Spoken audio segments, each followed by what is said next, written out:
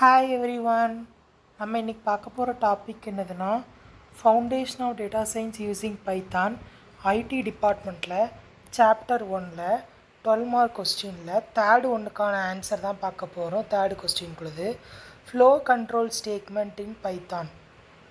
Flow control ஸ்டேட்மெண்ட்னா என்னதுன்னா in Python are used to control the order in which statement are executor.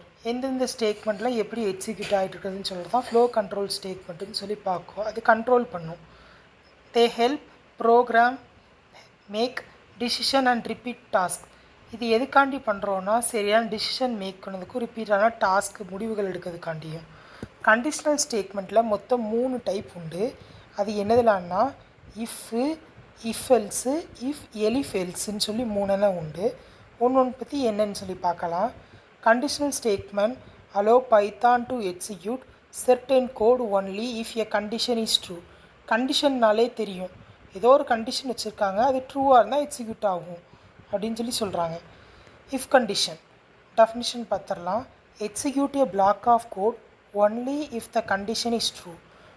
ஒரு black of கோடை execute பண்ணும் எப்போன்னா அந்த கண்டிஷன் ட்ரூவாக இருந்தால்.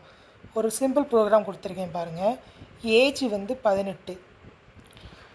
18, 18க்கு மேலே இருந்தால் ஓட்டு போடலாம். Print you can vote. இது நம்ம பிரிண்ட் ஸ்டேட்மெண்ட்டில் வச்சுருக்கோம். நமக்கு அவுட்புட்டில் என்ன ஆயிரும்? பிரிண்ட் ஆயிரும். ஏன்னா ஓட்டு போடுற வயசு எவ்வளவு? 18க்கு மேலே தானே. அப்போ பிரிண்ட் ஆயிரும் இந்த ஸ்டேட்மெண்ட். இது ட்ரூ. இதுதான் கண்டிஷனல் ஸ்டேட்மெண்ட். இங்கே ஒரே ஒரு கண்டிஷன் தான் வச்சுருக்கோம். அது ட்ரூ ஆகிட்டு எக்ஸிக்யூட் பிரிண்ட்னு கொடுத்தோன்னா எக்ஸிக்யூட் ஆயிரும். சிண்டெக்ஸ் பார்த்திங்கன்னா இஃப் கண்டிஷன் வைக்கிறோம், ஒரு ஸ்டேட்மெண்ட் வைக்கும், அவ்வளோதான். இது இஃப் எல்ஸ் ஸ்டேட்மெண்ட்னா இதுக்கு டெஃபினிஷன் பாருங்கள். Execute one block if the condition is true, otherwise execute another block program. ஒன்று கண்டிஷன் ட்ரூவாக இருக்கணும், அல்லது அந்த இன்னொரு பிளாக் அனதர் பிளாக்குள்ளதை எக்ஸிக்யூட் பண்ணும். ஃபால்ஸ் ஆனதோ ஏதோ ஒன்று எக்ஸிக்யூட் பண்ணி விட்டுருன்னு சொல்கிறாங்க.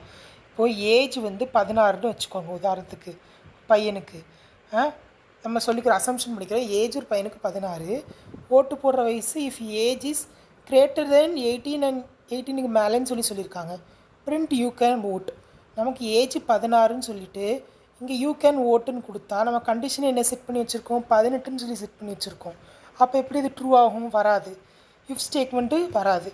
எல் ஸ்டேட்மெண்ட் என்னது? You cannot vote. அது இந்த ஸ்டேட்மெண்ட் பிரிண்ட் ஆயிரும். ஃபஸ்ட் ஒன் பிரிண்ட் ஆகாது. ஏன்னா நம்ம செட் பண்ணிக்கிறது ஏஜ் 16ன்னு செட் பண்ணியிருக்கோம். இதே ஏஜ் 18ன்னு செட் ஆகிருந்தால் இஃப் கண்டிஷன் ட்ரூ ஆகி நமக்கு எக்ஸிக்யூட் ஆயிரும். அதனால தான் இடத்துல எல்ஸ் கண்டிஷன் ட்ரூ ஆகிருக்கு. அவுட்புட்டில் நமக்கு யூ கேனாட் ஓட்னு சொல்லி சிண்டெக்ஸ் பார்த்திங்கன்னா இஃப் கண்டிஷன் ஒரு ஸ்டேட்மெண்ட் வைக்கும், அது ஃபால்ஸ் ஆச்சுன்னா எல்ஸில் இன்னொரு ஸ்டேட்மெண்ட் வரும் அப்படின்னு சொல்கிறாங்க. நெக்ஸ்ட்டு இஃப் எலிஃப் எல் ஸ்டேட்மெண்ட்னு சொல்லி இன்னொன்று உண்டு. Use to check multiple conditions. நிறைய கண்டிஷன்ஸ் செக் பண்ணோம். அதில் எது கரெக்டாக இருக்கோ அது செட் ஆகும். இப்போ பாருங்கள், execute the first condition true blocks அப்படின்னு சொல்லியிருக்காங்க. ப்ரோக்ராம் பாருங்கள். மார்க் 75 ஒருத்தனுக்கு. If mark is greater than 90 and 90 greater than, print great ஏன்னு சொல்லியாச்சு. Elif mark greater than 70 and 70க்கு மேலே இருந்தால் எலிஃப்னு சொல்லியாச்சு. பிரிண்ட் பி கிரேடுன்னு சொல்லியாச்சு. எல்ஸ் என்ன சொல்லியிருக்காங்க? Print C great. இந்த ரெண்டுமே இல்லாமல் வேறு ஏதாவது இருந்தால் சிஏ கொடுத்துரு. அதாவது ஒரு இது வைப்போம், அது ட்ரூ ஆகிட்டுனா இஃப் கண்டிஷன், அது ட்ரூ ஆகலைன்னா நம்ம இன்னொரு கண்டிஷன் ஃபால்ஸ் ஆணுச்சுன்னா, ஒருவேளை இது ட்ரூவாக இல்லை, சப்போஸ் ஃபால்ஸ் ஆச்சுன்னா இன்னொன்று வைப்போம். இது ரெண்டுமே இல்லாமல் வேறு ஒருத்தன் வந்தான்னா அதான் எல்ஸுன்னு சொல்கிறாங்க. எலிஃப்னு சொல்லுவோம். அதாவது எலிஃப் அப்படின்னு சொல்லுவோம். எலிஃப் எல்ஸ் எல்லாமே ஒன்று தான் கிட்டத்தட்ட. அது 3த்தையும் என்ன டிஃப்ரென்ஸ் பற்றி பார்த்துக்கோங்க. இஃப்பு எலிஃபு எல்ஸு எப்படின்னு சொல்லி. அப்போது உங்களுக்கு இஃப் எலிஃப் எல்ஸ்னால் என்னன்னு சொல்லி புரிஞ்சிருக்கும். இஃப்பும் இல்லாமல் எல்ஸும் இல்லாமல் கூட ஒரு ஆள் வந்திருப்பார். அதான். அப்போ நமக்கு அவுட்புட்டில் என்ன பிரிண்ட் ஆயிரும்? கிரேட் பின்னு பிரிண்ட் ஆயிரும். ஏன்னா இங்கே மார்க் நம்ம 75 தான் வச்சுருக்கோம். அப்போ இது இந்த நம்பரில் எதுக்குள்ளே வரும்னு சொல்லி பார்த்து நம்ம போடுவோம். இதுக்கான சிண்டெக்ஸ் பார்த்துக்கோங்க. If condition statement 1, statement 2, else, அப்புறம் ஸ்டேட்மெண்ட் 3 பார்த்துக்கோங்க எப்படின்னு. அடுத்து லூப். லூப்புனா என்னதுன்னா, நம்ம ப்ரோக்ராமில் எதுக்காண்டி லூப் வந்து யூஸ் பண்ணுறோன்னா, ப்ரோக்ராமோட சைஸை வந்து கம்மி பண்ணதுக்காண்டி. லூப்பிங்னா ப்ரோக்ராம் சைஸ் ரெடியூசிங்னு சொல்லலாம். இப்போ நீங்கள் லூப்பிங்கே இல்லாமல் ப்ரோக்ராம் எழுதுனீங்கன்னா ரொம்ப பெருசாக போய்க்கிட்டே இருக்கும். லூப்புனா அதை ஒரு சின்ன கோட் அடித்தா போதும், அது ஆட்டோமேட்டிக்காக அதுவே உள்ளுக்குள்ளே எக்ஸிக்யூட் ஆகிட்டே இருக்கும். நீங்கள் தேவையில்லாமல் பெரிய வளவளன்னு எழுத தேவையில்ல ப்ரோக்ராமை போட்டுக்க. சி ப்ரோக்ராமோ பைத்தான் ப்ரோக்ராமோ எதனாலும் சிஸ்டத்தில் டைப் பண்ண தேவையில்ல. அதுக்கான தான் லூப்பிங்கிற கான்செப்டே கொண்டு வந்தது. Looping allow Python to repeated a block of code multiple times. அதான் சொல்லிச்சிருக்கேன், மல்டிபிள் டைம்ஸ் வரதை ஒரு சிங்கிள் லைனில் கொடுத்துருவாங்க. சிம்பிளாக லூப் ஆயிரும் அது ஆட்டோமேட்டிக்காக. ஃபார் லூப் என்ன பண்ணுன்னா, execute a block a fixed number of times. ஒரு குறிப்பிட்ட நம்பர் ஆஃப் டைம்ஸ் மட்டும்தான் அந்த பிளாக்கோட வந்து எக்ஸிக்யூட் பண்ணும். இதுக்கு எக்ஸாம்பிள் ப்ரோக்ராம் பாருங்கள்.